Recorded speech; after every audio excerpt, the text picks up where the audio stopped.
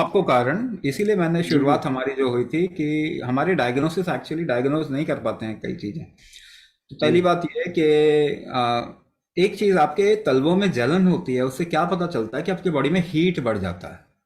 और दूसरी चीज है आपका बॉडी का अलाइनमेंट ठीक नहीं है। राइट और लेफ्ट का ना हमेशा अलाइनमेंट होता है आपके बॉडी का, उसका अलाइनमेंट ठीक ना होने के कारण और फिर बॉडी में हीट बढ़ जाने का, क्योंकि बॉडी हीट से ना अपने आप को क्योर करने की कोशिश करती है, बट वो हीट से क्योर तो कर नहीं पा रही है। वो इन्फ्लेमेटरी सिचुएशन यानी जलन जलन के रूप में आपको वो दिख रहा है। और हमेशा नी को जब रिप्लेस करते हैं तो फॉरेन बॉडी कोई बॉडी में आपके शरीर में होती है, लॉन्ग टर्म स्टीरॉयड ट्रीटमेंट दिया जाता है। उसके कारण क्या होता है, आपकी इम्यून फैक्टर यानी रिकवरी स्ट्रेंथ बहुत कमजोर हो जाती है और ये थोड़ा सा कंफ्यूज भी हो जाती है ना। आपका इम्यून सिस्टम थोड़ा कंफ्यूज भी हो जाता है लॉन्ग टर्म स्टेरॉइड ट्रीटमेंट के कारण। दो चीज बताया जी मैंने, एक तो पित्त बढ़ गया आपका, पित्त बढ़ रहा है अपने आप को ठीक करने के लिए, और दूसरा चीज अलाइनमेंट नहीं है। तो अलाइनमेंट अगर आप करेंगे तो आप देखेंगे कि ये प्रॉब्लम कम हो जाती है। तीन तरीके का बेसिक अलाइनमेंट होता है बॉडी में, नाभि कौड़ी नले।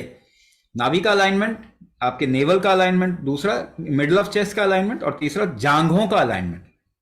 जांघों का अलाइनमेंट खास करके नी रिप्लेसमेंट और कमर के इश्यूज जो होते हैं और एंकल के इश्यूज जो होते हैं, उसमें कुछ चीजें बिगड़ती है नॉन अलाइनमेंट की वजह से। एक है जो सियाटिका की प्रॉब्लम आ जाती है, क्योंकि वो सिंगल नर्व है जो कि आपके हेड से लेके टो तक जाता है, और आपके कमर में वो बाइफरकेट होता है दो हिस्सों में, जिसका अलाइनमेंट के कारण सबसे ज्यादा उसका असर होता है।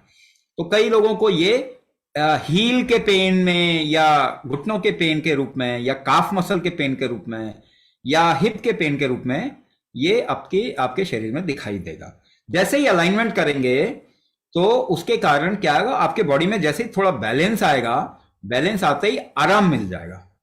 अच्छा, आराम मिल जाएगा आपका, लेकिन पित्त पक्ष जो बढ़ रहा है, जो हीट आपके बॉडी बढ़ा रही है, क्योंकि हीट इकलौता उसका ना हीलिंग मैकेनिज्म है बॉडी का, तो वो करने की कोशिश कर रही है बट इट इज कंफ्यूज।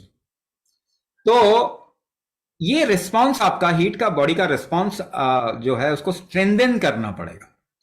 तो एक बात समझिए कि आयुर्वेद के टर्म्स में जब हम बात करते हैं तो कहते हैं वात पित्त और कफ। ये जो कुंभक है ना, इसी की वजह से आप अपने शरीर में वात को कंट्रोल करते हैं, यानी किसी भी मूवमेंट को कंट्रोल करते हो। ये शुरुआत में ही मैंने बोला, मूवमेंट यानी वात को कंट्रोल करते हो, और इसी प्रेशर जो आपके बॉडी में क्रिएट होता है ना, उससे ही हीट बनना और हीट को झेलना, ये दोनों क्षमता आपके शरीर की बढ़ती है। तो ये अगर आप इसको ठीक से, खास करके पित्त पक्ष के लोगों को अगर ठीक से स्लोली अगर अपने बॉडी की कैपेसिटी को बढ़ाने की तरफ में जाते हैं अलाइनमेंट करने के बाद, तो देखेंगे कि ये प्रॉब्लम सॉल्व हो जाएगी कुछ समय में। मगर एक चीज हमेशा याद रखिए, if there is an artificial thing in your body, अगर कोई भी आर्टिफिशियल चीज है आपके शरीर के अंदर, टाइम के साथ कभी ना कभी आपका बॉडी उसके लिए कुछ ना कुछ रिस्पॉन्स जरूर करता है। अगर आप स्ट्रेंथ फैक्टर्स ठीक है तो आप झेल जाएंगे, नहीं है तो वो बॉडी झेल नहीं पाती।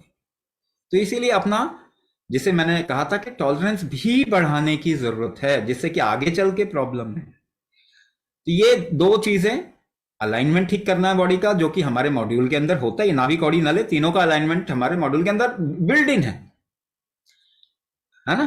दूसरी चीज जो सिस्टेमिक प्रेशर जिसे हम कहेंगे वात पक्ष, जो कि कमर के नीचे सबसे ज्यादा काम करता है, वात का एरिया है वो आपका, उसको कंट्रोल करना, और पित्त पक्ष को कुंभक के थ्रू झेलने लायक बनाना या फिर हीट फैक्टर को रेगुलेट करना, ये अगर करेंगे तो चीज ठीक हो जाएगी। और इमीडिएट रिलीफ के लिए भी बता देता हूं कि अगर आप अपने शरीर को थोड़ा ठंडा करेंगे तो भी आपको थोड़ा आराम मिल जाएगा। ठंडा करने का तरीका, हाइड्रेट करना पड़ेगा।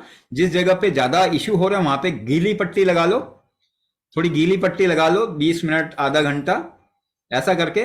और बॉडी के अंदर भी कोई चीज अगर आप डालते हैं जो कि आपके शरीर को थोड़ा ठंडा करे, है ना, जैसे जलन ज्यादा होता तो उस समय ठंडा दूध आपको बहुत हेल्प करेगा। कॉन्स्टिपेशन अगर आप रिलीव कर देंगे और बॉडी को थोड़ा ठंडा करेंगे तो भी, वो भी हम अपने प्रोग्राम में बताते ही हैं लोगों को किस तरीके से करना है। तो अगर आप इमीडिएट रिलीफ के लिए बता रहा हूं, थोड़ा कॉन्स्टिपेशन नहीं होना चाहिए आपके बॉडी में, थोड़ा ठंडी पट्टी लगाइए जहां भी प्रॉब्लम है, और अपने शरीर को थोड़ा ठंडा करें, इससे भी आपको फर्क पड़ जाएगा।